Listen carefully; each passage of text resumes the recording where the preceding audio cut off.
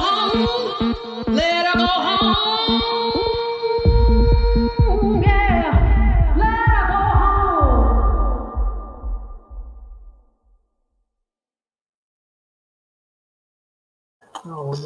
Hello, everyone. Thank you for joining us. Welcome to TokiTV. Today is Sunday, the 18th, and we are here each and every week gathering in faith, prayer, and education for our dear Sk'aliCh'elh-tenaut. I see lots of people joining, but not a lot of comments. So let us know who you are and where you're watching from. We love seeing that in the comments. So, hey, Christine. Before we get do some little introductions, let's have Reverend Tom Capo from Miami, Unity Miami, if you would please get us centered for the show today. I'd like to get us centered with prayer, and I want to offer the prayer that I offered when I was out in front of the Sk'aliCh'elh-tenaut many months ago. So I invite you into this time of prayer. Source of all, who embraces and sustains all life, Spirit of life, we join together to offer a prayer for Sk'aliCh'elh-tenaut, who's been held in captivity for 52 years. You created all things, blessed all things, hold hope for all things. Hear our prayer. Look kindly upon her, she who is in need. We ask you to soften the hearts and open the eyes of those who hold her in captivity, that they might release her to live out the rest of her life with her pod. Protect her and bless her until that time. Keep her safe and help her experience peace and rest. We entreat you, Spirit of life, that those who care for her will do so with compassion and gentle hands and kind words. May we all be true friends to all animals, and so share the blessings of the Spirit of life in all that we do. Amen. Amen. Thank you.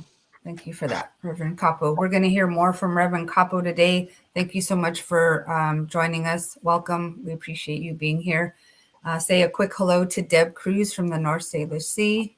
Deb in her, not saying anything, but in her wave.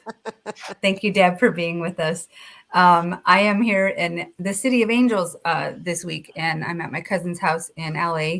And so if I, for some reason, jump off, Deb will take the reins and make sure we continue on with our show. But I'm blessed to be here with all of you guys today. And Dr. Giles is with us today. We're very, very pleased to have you with us. We're going to hear much more. Welcome, Dr. Giles. Thank you for being with us today.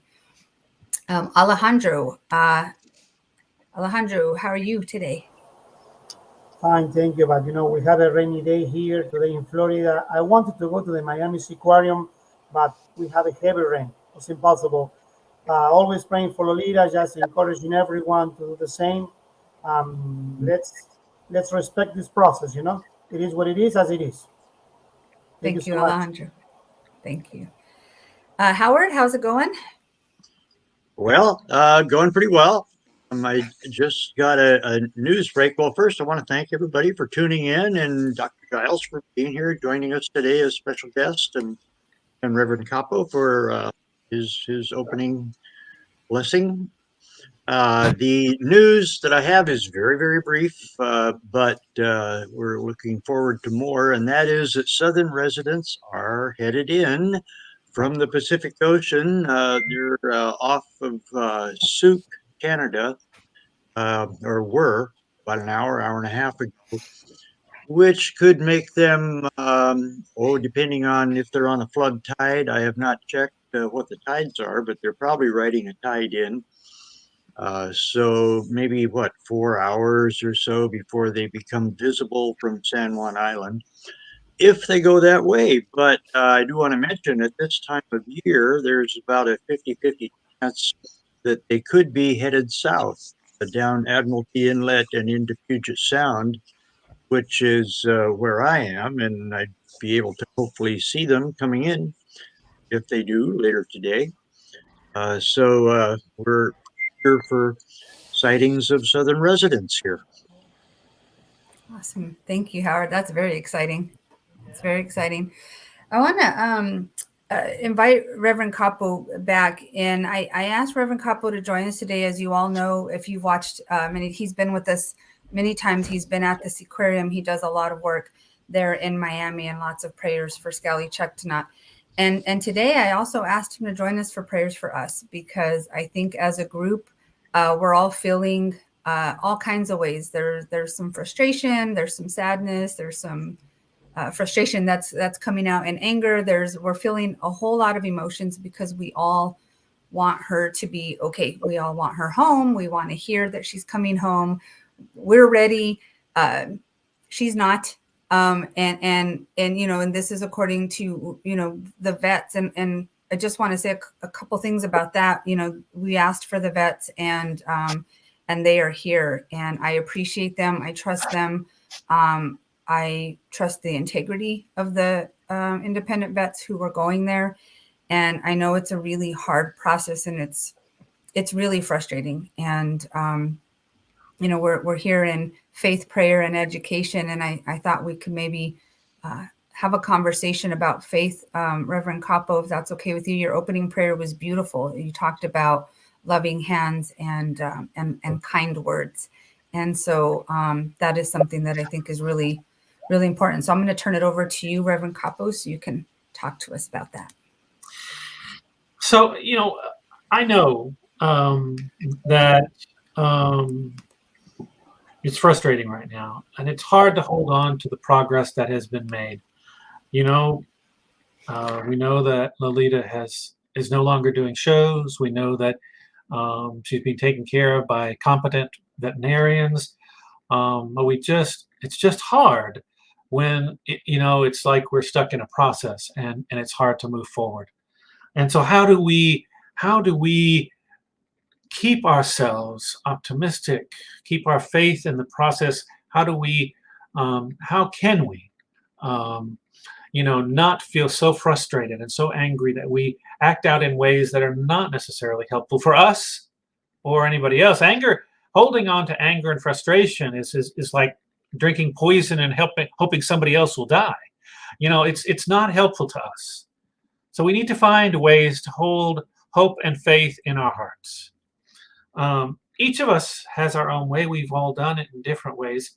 I have the prayer I offered this morning. I often reflect on it because it helps me to ground myself in the positive energy to send to Lolita, to send to those working for her freedom, for those who are taking care of her right now, and for those who have control over when and how she'll be released. And so that is one of the ways I hold on to hope. But I guess I need to put out there that each and all of us need to do things that affirm our faith and hope for the future. Optimistic that Lolita will one day be free.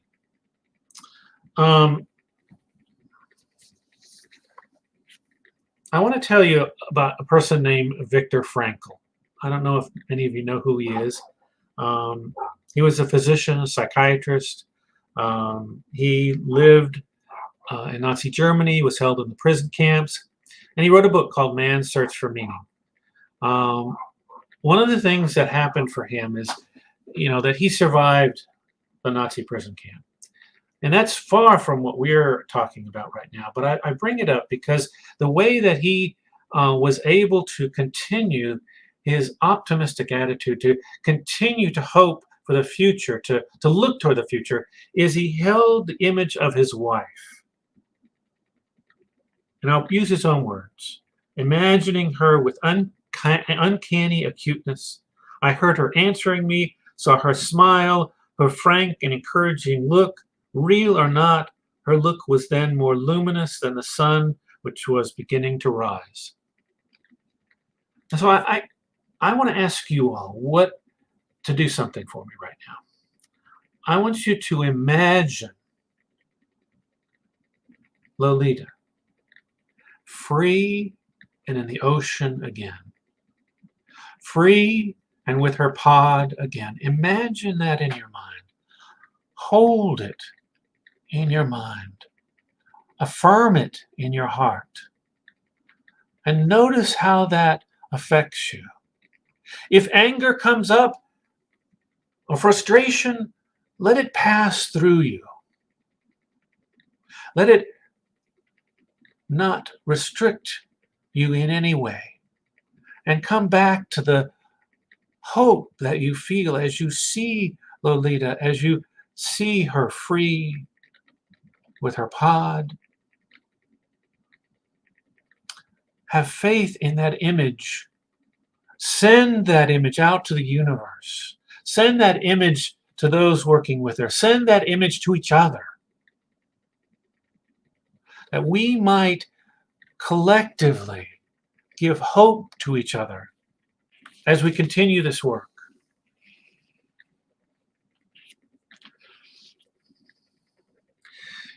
Victor also said it is a peculiarity of a person that we only live by looking into the future. So what I'm asking of you is to look into the future, to hope for the future. It's easy to get held down in the specifics. It's easy to get held down and when things don't keep moving. But we can have faith in the process and see the end before us so that we can carry in our hearts that hope, that potential, that future that we all are working toward. It doesn't mean if you hold this image, it doesn't mean you stop working. It doesn't mean you just give up or think to yourself, well, I don't have to do anything else but hope. But the hope fills us. The hope fills us so that we can continue to do the work that needs to be done. If we don't fill ourselves, our anger and frustration drain us, and it is hard to do the work we need to do. You know, I want to mention a couple of other things that help hope thrive within us as we do this work.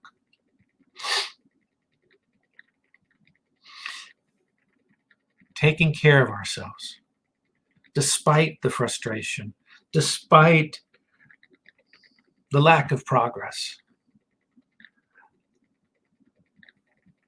Some might call these little mini revolts against our own anger and our own frustration.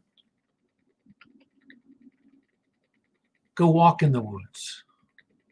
Go watch the whales off Puget Sound.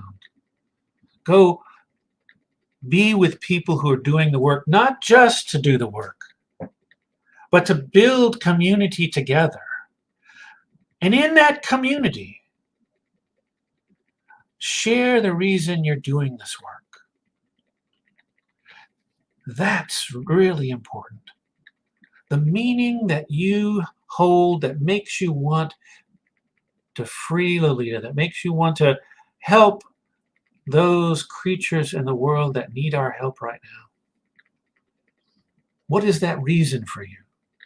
Don't just hold it in here because it's helpful in here, but it's more helpful if you can share it. You're putting it out into the universe, you're putting it out in a community, and you're allowing that community to grow together, to grow in vulnerability and in connection and in hope. My friends, these are actions you can take every day. A prayer, a call to someone doing the work so you can talk about why it's important to you to do this work. Getting out into the world and affirming the reason you're there by seeing the ocean or seeing the whales or seeing the possibilities for the future. We each need these to help us move forward. It's hard to hold on to optimism when things don't change. What I'm asking of you now is to find in yourself and in your community the ways to hold on to possibility and potential, to have faith in what can be.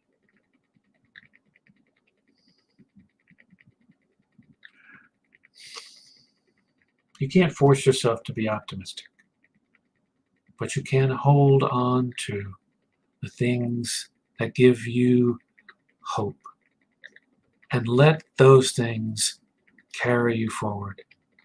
You can't say, I want to be optimistic, but you can take care of yourself, be in community, love yourself, love one another, do your prayers, keep sharing. That's how you keep optimism alive. Hope is always simmering under sorrow. Hope sparkles when tears are in your eyes. Hope is a beautiful thing. And my friends, beautiful things never die. Amen.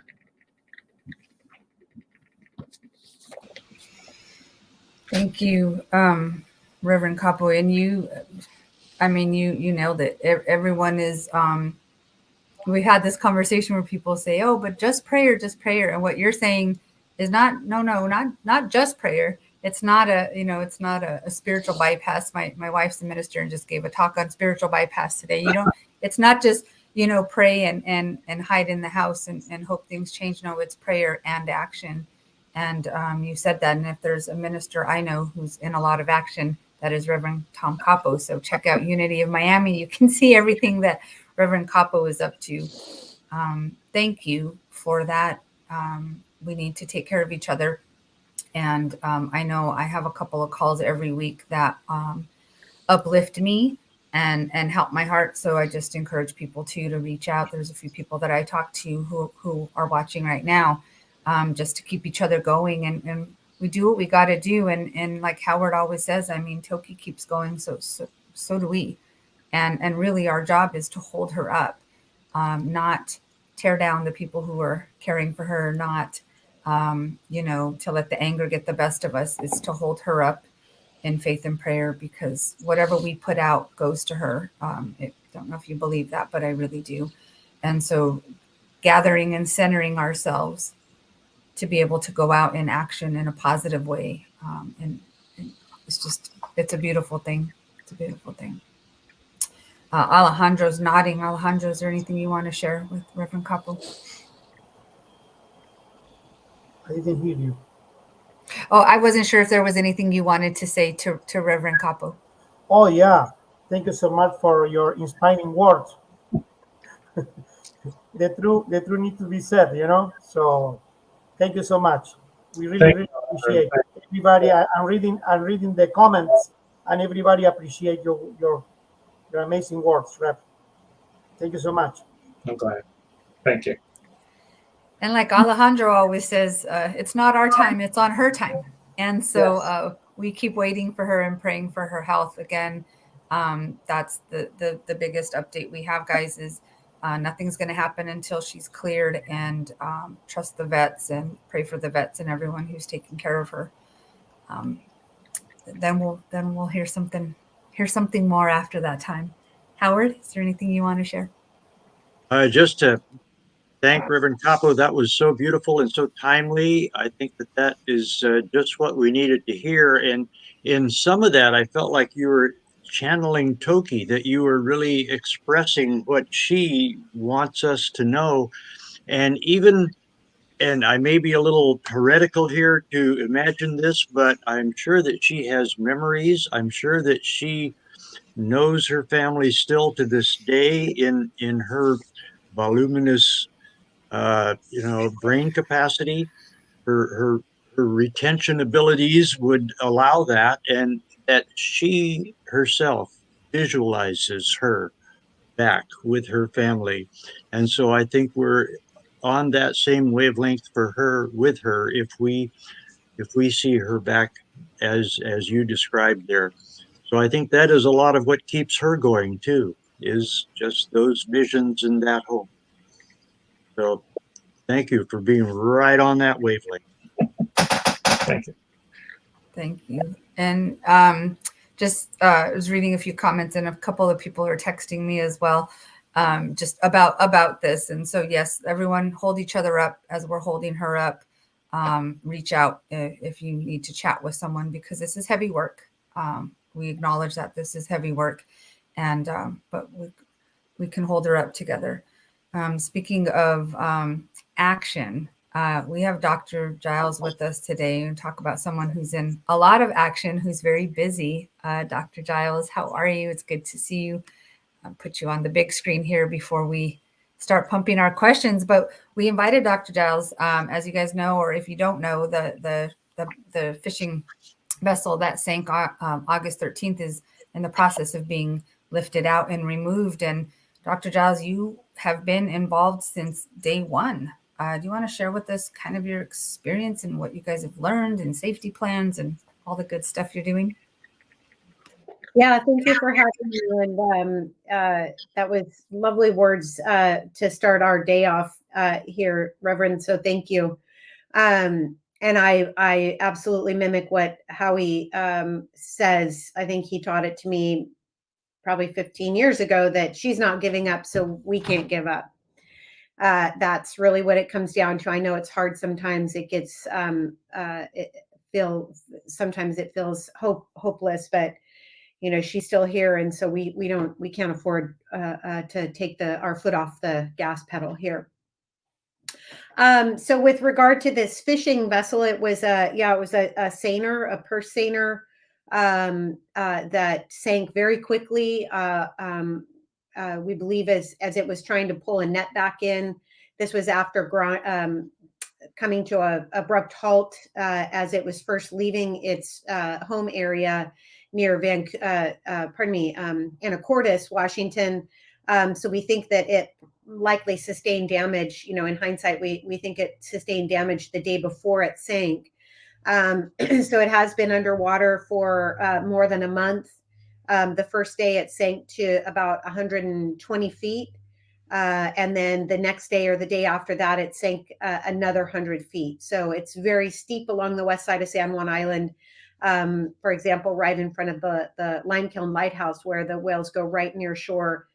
It's several hundred feet just right offshore within, rock throwing distance. So it's in an incredibly dynamic area. A lot of water flow through these waters, which has been a big challenging aspect of this as well. So the day that it went down, I actually was helping a friend launch their boat, and we came through Mosquito Pass about 2 hours after the boat sank. We didn't know it. We had a capsized vessel at that time. But I remember coming through Mosquito Pass and having just overwhelming smell of diesel. So much so that we stopped the boat it could not have been coming from us, because the smell was coming from us, from ahead of us, as we were going into the wind. So it wasn't coming from behind us, like if our gas or motor were leaking. But it was confusing. I had never smelled anything like that before. And so we got back to Snug Harbor just probably an eighth of a mile or less north of where this vessel went down. And by the time we tied off and were walking back to the parking lot, there was a very thick sheen of diesel on the water at that point. So it was leaking a lot. We think up to 2,000 or more gallons of fuel, diesel fuel. And then over the course of the next couple of days, that did start to dissipate to some degree. So it's been down there. It's been a very challenging recovery because of the depth of it. The divers needed to go down and assess the damage, cap off areas that were still leaking. And then later, after it sank down to the 200 foot area, they had to be equipped with special oxygen, special gas mixture in their tanks for the dives. And it is so deep that the divers could only be down there for about 30 minutes at a time, and then brought back up halfway and put in a decompression chamber for up to 2.5 or more hours, and then go back down again and try and rig up the vessel to be lifted. Yesterday was a big day for us. We did have 7 vessels on scene in Snug Harbor. These are the hazing vessels. where we were all equipped. We've done a couple of drills. We can talk about that if people have questions about what that looks like or where that came from, what this technique, what this technique is. But we were all there, which was great, ready to go, probably less than 10 minutes away from the spill site. If we had been called up to deploy yesterday, we were not, because there was minimal sheening as they were raising the vessel, and there were no southern residents or other killer whales in the area or other whales. There was, I think, one seal that was seen in the area, and but other than that, no other marine mammals. So the vessel came up pretty quickly when they first started lifting it. From what I can piece together, it was about 30 minutes from when they first started lifting from 200 plus feet to when it was on the surface of the water. And then there was many hours of recovery, diesel recovery, and getting the water out of the vessel. So trying to de-water and de-diesel, I guess, de-gas the vessel.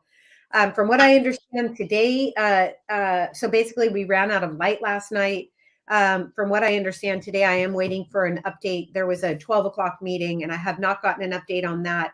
But the vessel was still too heavy to lift, and so they were continuing to remove as much weight as possible. It is secured; it's not going to sink again, and that's the most important aspect of this. So the vessel will be eventually and hopefully soon today lifted and put onto a barge that's in the vicinity and waiting to accept that vessel. So I'm happy to answer questions. It's been a long time down there, but we are hopeful that it's just not too much longer before it comes up. Okay. And I'm sure Howard has a couple of thought-provoking questions. I wanted to show a couple pictures, just what you're talking about real quick. These were, Howard, who took these photos?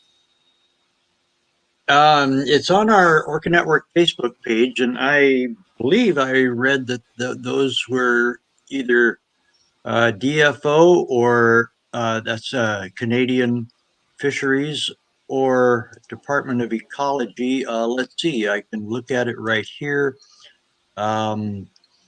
They are from Department of, okay. The Coast Guard is involved, Department of Ecology is involved, Fish and Wildlife is involved, divers with Global Dive and Salvage, and NOAA Fisheries. Okay, well, actually, those photos that are on our page apparently were taken by Cindy Hansen, Orca Network Education and Advocacy Coordinator. And so they were taken from the deck of the Center for Whale Research. Oh, awesome. Okay.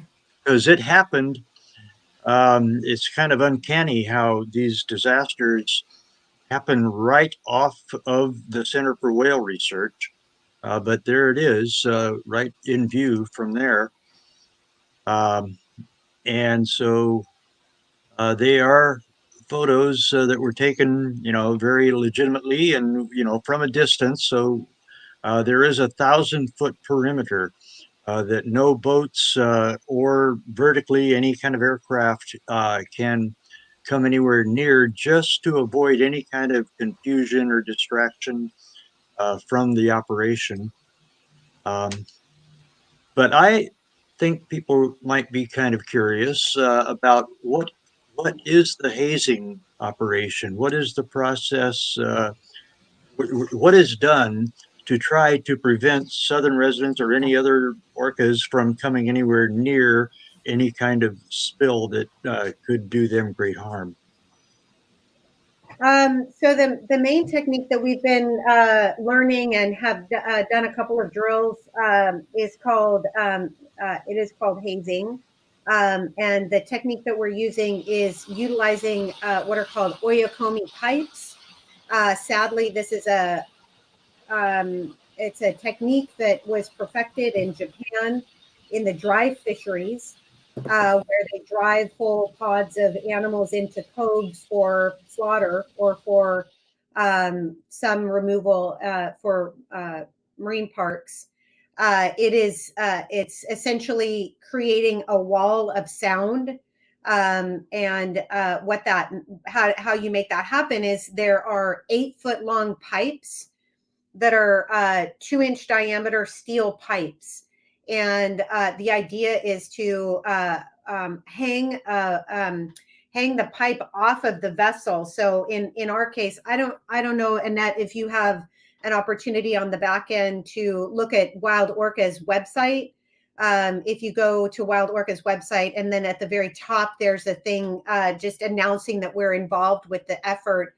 And if you click on that, there are some photos. I don't know if it's too hard to bring that up, but anyhow, the idea is to, with our boat, so you have your boat, and the beam of the boat is essentially from left to right. So not front to back, stern to bow, but left to right. That's called the beam. So across the beam, the middle of our boat, we have a piece of wood structure that our team made. And then off of that, hanging perpendicular to the vessel, is this pipe. And so the idea is to leave about 1/3 of the pipe length above water and 2/3 below water. And then you just bang on it, not necessarily rhythmically. The idea is to create, again, a wall of noise. And so we had between 6 and 7 vessels that were trained in this technique. And we lined up. So if the whales had come in yesterday, for example, as they're raising this vessel, the whales would have been coming in from the south and most likely heading north towards the vessel. So we would have then, so this is a picture of the pipe hanging off of our boat with about 1/3 of it above water and 2/3 more below water. It creates an incredible sound. And so we positioned our vessels from shore. The first vessel was 200 meters offshore, the next vessel 200 meters off that vessel, and so on. And so with those 7 or 8 boats, we made it more than halfway across Taro Strait. And then the idea is to everybody banging at different, so it's not like rhythmic where the whales would become accustomed to it right away. The idea is to have everybody banging in different rhythms, or no rhythm at all, just kind of all over the place. And then if the whales continue, because Taro Strait is quite deep, as I've mentioned, if the whales would have gotten, say, irritated with that sound, they could just go under the wall of noise. But as they are surfacing, the idea is to jockey the vessels around to kind of keep ahead of them, to keep them away from an area. And the closer the whales get, the more this sound would impact them.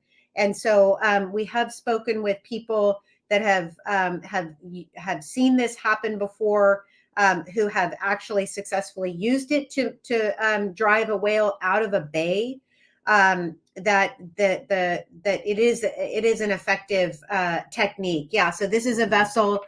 This actually turned out to be the most effective vessel, most undoubtedly, because this is a metal vessel itself. And so the sound was probably reverberating not just forward, but backward. And so this is a WDFW, Washington Department of Fish and Wildlife vessel, which was one of the responding vessels. And I have to tell you that it was a great experience to know that we were at that Soundwatch Whale Museum vessel that was also one of the 7 vessels. It was a really fantastic feeling to know that we were able to come together as a group for the marine mammal group. Yeah, so that's kind of our armada leaving the bay. That's 4 of the 6 vessels that were on the one of the training days. And it does feel really fantastic to have the experience and to have the equipment now. We're all equipped with the equipment, so we would be ready to deploy much quicker. So this is a photo that was taken the day of the sinking with the sheen. This was actually several hours later, so it was thicker than this on the water in the bay, about 1/8 of a mile, or maybe a little bit more than 1/8 of a mile. Well, it's probably more like 1/2 a mile that the water would have had to have traveled to get into Mitchell Bay here. So yeah, Some of the other techniques that have been used around the world, you can detonate seal bombs to deter progress of a group of animals towards an area. And that's just exactly what it sounds like. It's a bomb that you throw like a grenade sort of idea, and it detonates quickly. It's you wouldn't do that anywhere right near an animal, but it's so startling and so different from what they're accustomed to hearing that it tends to drive them away from an area.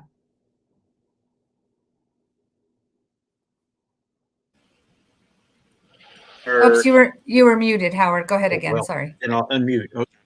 Right. Well, that's a wonderful idea, and it must be so gratifying. And I'm very happy to see that all these different groups can come together and individuals and work together as a team for the whales. I mean, it's a very unifying kind of a feeling to be a part of that group and see that cooperation. That's really great to see.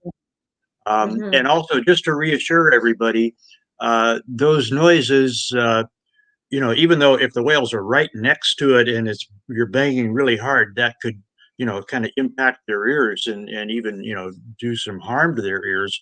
But they're going to hear it from a quarter mile, a mile, 2 miles away. And it's going to be, at the very least, annoying. And then, it'll be mildly painful enough to do the job of deterring them and pushing them back so that they don't come anywhere near. So it seems very effective and safe to work with the whales to keep them safe. So, I think that was a great description and illustrated. Beautiful. Nicely done. I don't have any more questions about it. I guess I just want to give a shout out to the vessels that were involved, that have been involved. We had international cooperation with the Department of Fisheries and Oceans Canada, which was wonderful. We had 3 of their boats out on one of the days. So there were just days when we had lots and lots of boats, a lot of fantastic coordination with Paul Cottrell from Department of Fisheries and Oceans, directing us as if we had, in our drills, we had one vessel acting as if it was a whale. So we didn't know how the vessel was going to operate. It was just moving around in the area. And then, like you would expect in a group of animals, like, oh, well, that's loud over there, we're going to go over here. And so then having the direction of which boats we're going to deploy and kind of peel off and speed back around and get ahead of the whales. So we had Department of Fisheries and Oceans Canada. The Whale Museum had 2 vessels, the Sound Watch Boater Education boat, as well as the Marine Mammal Stranding vessel. So that was fantastic. Captains Alana and Jess driving those vessels. We had the CDOC Society with Joe Gatos, Dr. Joe Gatos, driving that vessel with his 2 research assistants. Of course, we had our vessel, Wild Orca, with my research team, Jim and Mia. And then we also had, as I mentioned, WDFW was here, fantastic group of people. Jeff Foster had his vessel out on his vessel's called the Lumpsucker. So he was out there with us. And again, just a really, and then Brad Hansen with a NOAA vessel. So a really wide variety of different vessels. I hope I didn't forget anybody there. Different groups coming together. As has been mentioned, it felt fantastic to have that team and all of us having several days to be able to work together, so that if we had been called up yesterday to haze an area, I'm fully confident that we had the skill and the experience to do that hazing. Right. And Orca Sound Hydrophone Lab is right there on the scene, right close by.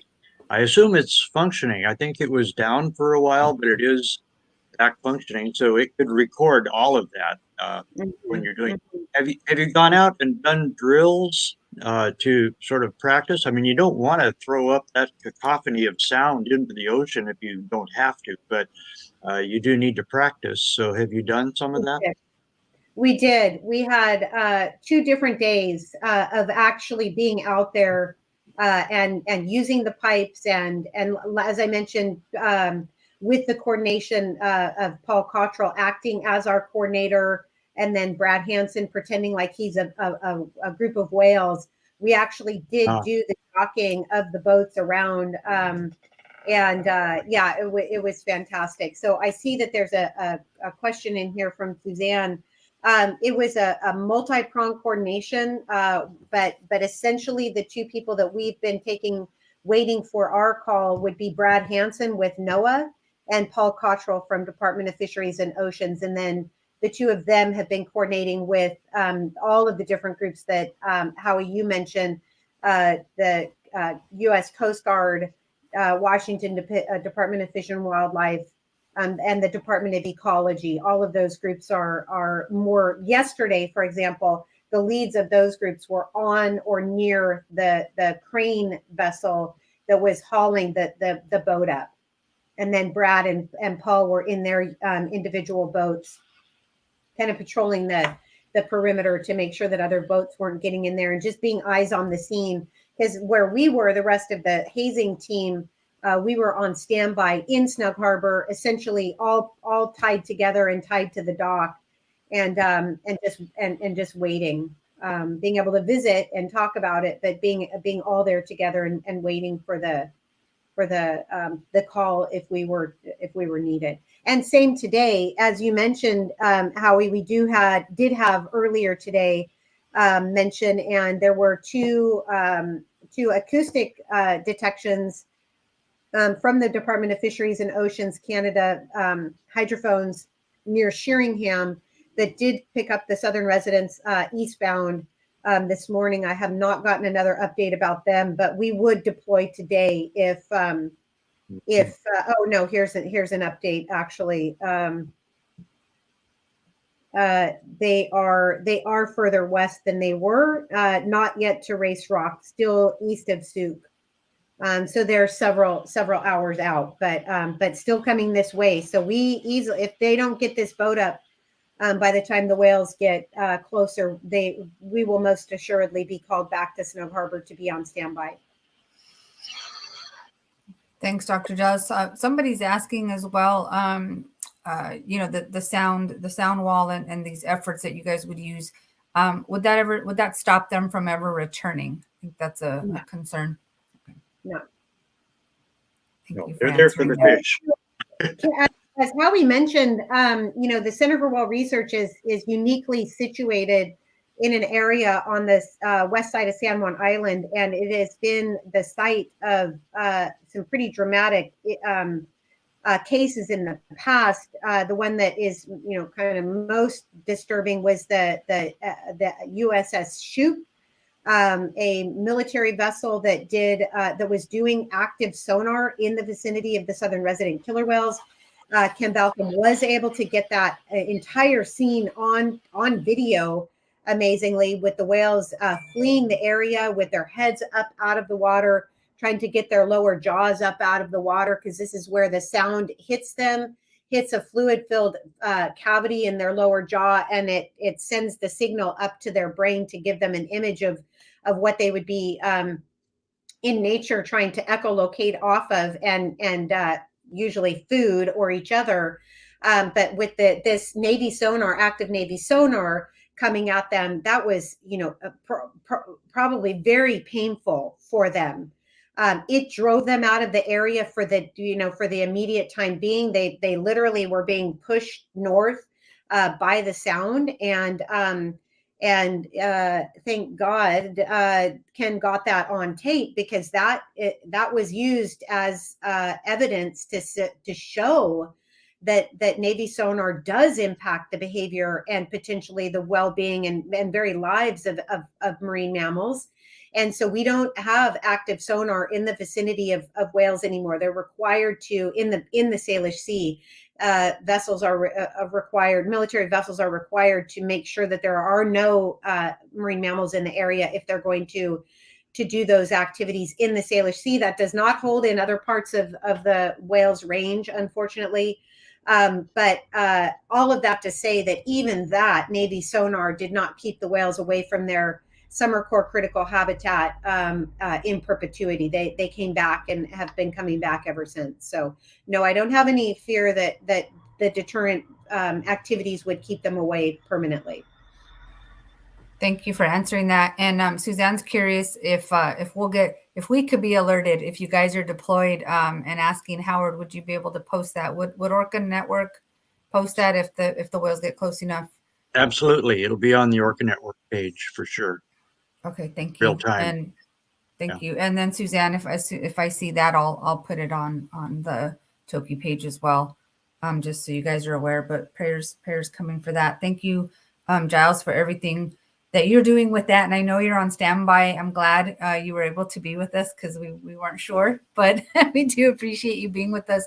Other actions, you guys, I want to encourage you to go to wildorca.org.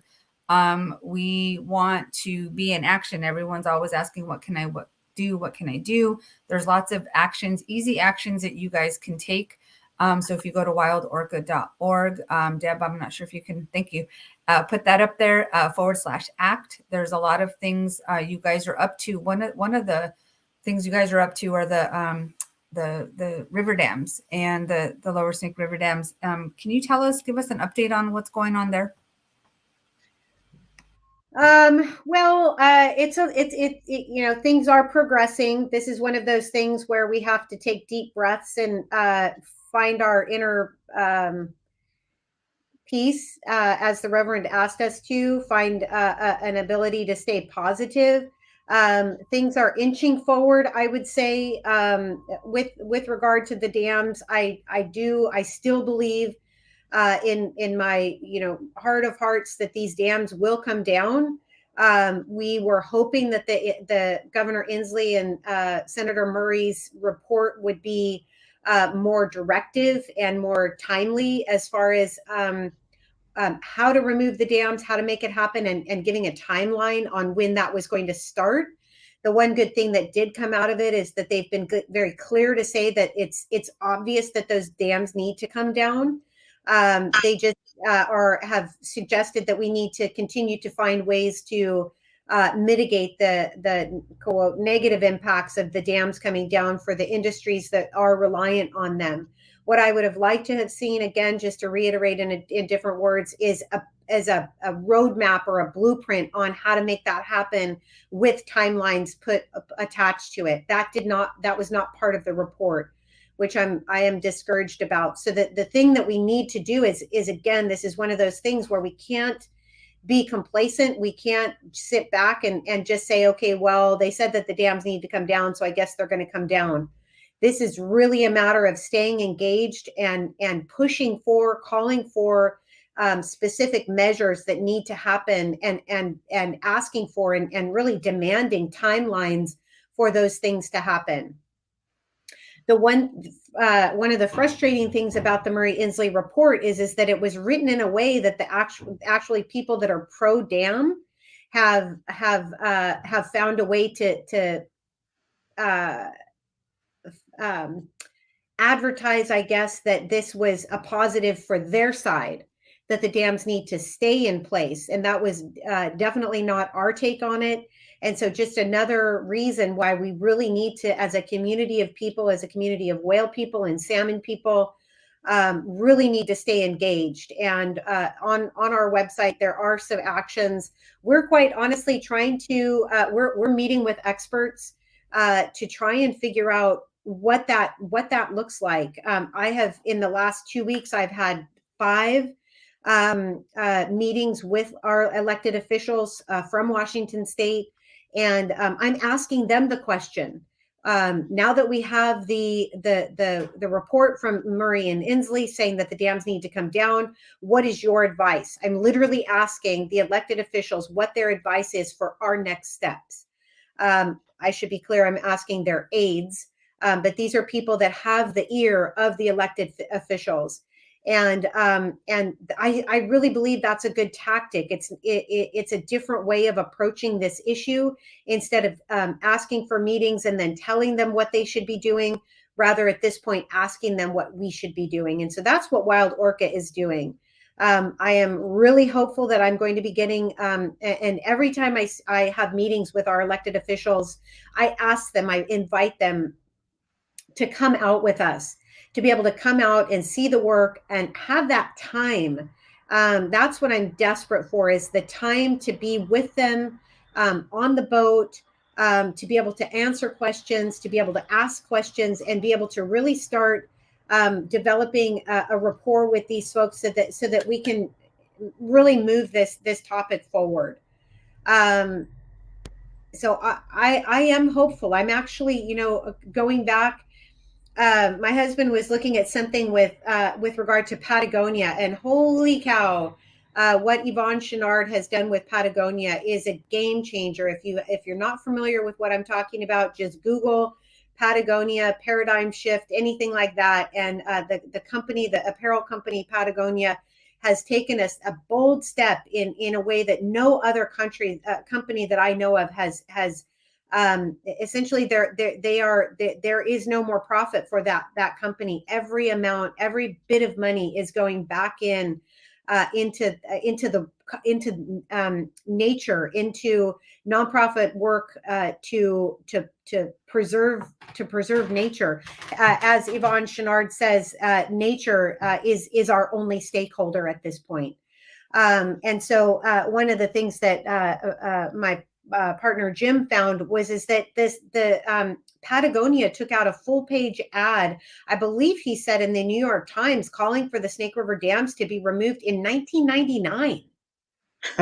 This is a long issue. This issue has been around for a long time. I know how you've been involved with it for decades. This is, I feel, and you'd be a better person to ask this question or answer this, or comment, I guess. I feel that we are closer to having those dams breached than we have ever been. And I do believe that it's because the whales have become such a vocal aspect of this campaign. People speaking for the whales have changed the dialogue with regard to the Snake River dams in a way that just salmon and salmon advocates have not been able to. And so I don't know, I'll punt it over to you at this point. Well, I agree with you. I think the orca advocates have changed that tipping point. It's always been the pro-dam forces have prevailed all these years, one way or another. They've had the media, they've had elected representatives, they've been able to control the dialogue to the point that the dams have not been removed, even though the salmon were declared endangered in 1999, mostly. Which might explain why Patagonia began to call for the dam removal right then, and it became very obvious. What if I could engage in a little bit of Snake River punditry, which is always dangerous? What I am seeing, maybe it's wishful thinking, but I am seeing the possibility that there are some sort of behind-the-scenes conversations between Senator Murray, Senator Cantwell, and Governor Inslee and others from the Washington delegation, basically, with the White House. The dams are, built and owned by the Army Corps of Engineers, and they are a branch of the Army, so they are under the executive branch. They're under the White House, effectively. They are part of the military. So it really would only take an executive order, a very well crafted and prepared executive order, together with congressional committees, and such as it's the subcommittee on, well, I'm not sure the entire long title of the committee, but it's natural resources, etc. But the chair is Jared Huffman from Northern California, who is very much involved. I have even corresponded with him about Snake River dams, and so he sees the need. So there is this collaboration that seems to have just really become real, that the Washington delegation, the senior and the other senator and the governor, are in agreement that the only way, this was, I think, the real positive out of their report, was that they stated clearly the only way we're going to save those salmon is to remove the dams. They at least were very definitive on that point. and with an executive order backed up by congressional resolution and supported, and that's the new factor, is supported by the Washington delegation, the senators here. That's all we need to have the political power to say, okay, let's commence with the removal of the dams. And of course, like everybody knows, you have to have mitigations. You have to have a plan for the transportation, for the irrigation, for the hydropower. Those problems have been, I think, greatly sort of, misstated or, over exaggerated. They really can be dealt with. And, it may take a few $billions, but there have been basically congressional guaranteed loans to the BPA in that district for the Snake River dams in the amount of, and there's no clear statement here, but in the amount of many hundreds of millions of dollars, close to $1 billion per year, has been pouring into the region simply to maintain the dams and to attempt unsuccessfully to mitigate for the damage, the harm done to the salmon. So, that money has been coming in. It can be used, or at least the same amounts can be used to remove the dams and to mitigate all of the necessary functions and satisfy the stakeholders. So I think everything is right on the cusp of happening sometime after the midterms. Maybe after the first of the year, but I see a real political moment here when all the stars are aligned and those dams could come down. Within 6 months at least, the decision could be made, I think. So our Washington contingent needs to be real hot and heavy on connecting with their legislators, especially on the Transportation Committee, on the Ag Committee, and on some of these other committees, and don't let them forget. Keep pinging on them about it. Right. And you can be courteous and ask them what they think we should do, but that keeps it fresh in their minds that we're there. We need it done. Yeah.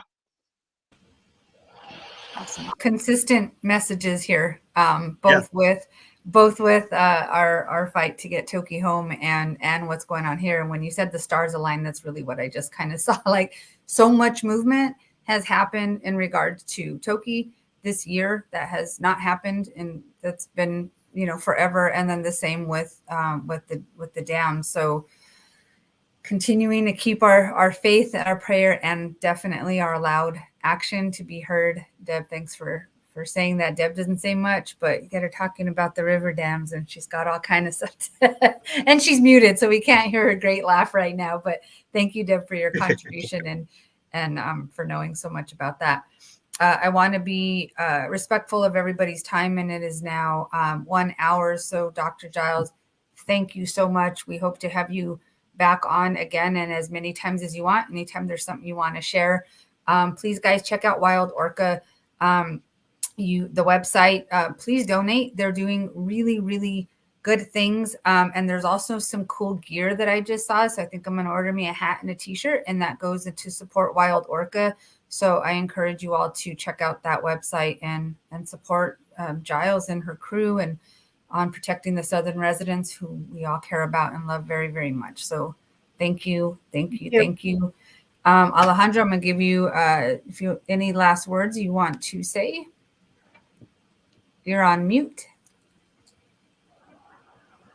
Yeah, thank you so much, everybody. Thank you, Doctor. Thank you, Rev, Deb, Howard, and Annette. It was an amazing show today. Thank you so much. Thanks, Alejandro, for everything you do. I know that you're here with us every single week, and you pray for her every single day, multiple times a day. So thank you very much. Howard, any final words? Oh, just the same. Gratitude to everyone. Thank you, Giles, for being a part of today's TokiTV and for being right there to help the orcas anytime, and for your ongoing research. It's very important, and it taught all of us so much about how they are doing in a non-intrusive way, and you get to be with your buddy dog Eba.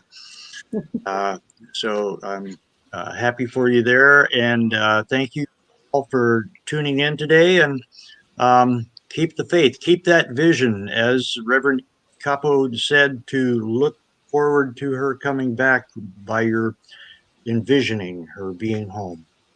Absolutely. Thank you, Howard. And Giles, any final words? No, thank you so much for having me.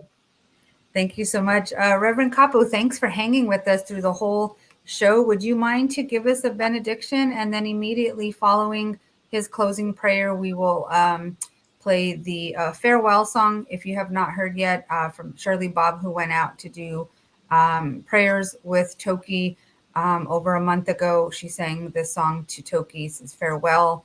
And we will see you again. It's not goodbye. So Reverend Capo, I'll turn it over to you to pray us out, and then we'll go to that video. Source of all, Spirit of life, ground us in the ground of being part of all of nature, of all of creatures that surround us, so that we may feel what we need to feel for them, feel with them, be with them, and so that they may thrive and grow, and that we may be part of that we may be part of being the best helpers as we can to help all of these wonderful natural creatures grow and thrive and be the salmon, the whales, we are part of nature, and so we are with them in this work. Blessings to all. Blessings. When we got ready to leave, I told you, this is not a goodbye. This is just farewell. We'll see you again.